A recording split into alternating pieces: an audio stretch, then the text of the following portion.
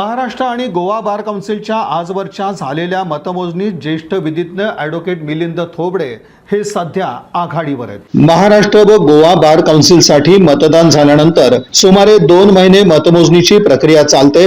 Ballot पेपरवर मतदान होत असल्यानं प्रत्येक जिल्ह्याची मतमोजणी स्वतंत्रपणे होते। सोलापूर जिल्ह्याची मतमोजणी पूर्ण झाली असून त्यात 1900हून अधिक मतं घेत ॲडव्होकेट मिलिंद थोबडे आघाडीवर राहिले आहेत। राज्यभरातून ॲडव्होकेट थोबडेंना प्रथम पसंतीची 2056 मतं मिळाली असून सध्या ते राज्यात 3ऱ्या क्रमांकावर आहेत। सोलापूर शहरातील 1595 वकिलांपैकी 963 वकिलांनी ॲडव्होकेट थोबडे यांना सर्वाधिक पसंती दर्शवली आहे। शहरात 2ऱ्या क्रमांकावर ॲडव्होकेट संतोष नावकर आहेत। माढ्यातील 250 वकिलांपैकी 131, मोहोळमध्ये 130 पैकी 53 मतं ॲडव्होकेट थोबडे यांना मिळाली आहेत। मोहोळमध्ये ॲडव्होकेट नावकर यांना 2ऱ्या क्रमांकाची 50 मतं मिळाली आहेत। मंगळवेढ्यात 112 पैकी 58, पंढरपुरात 560 पैकी ॲडव्होकेट थोबडे यांना 139 मतं मिळाली आहेत।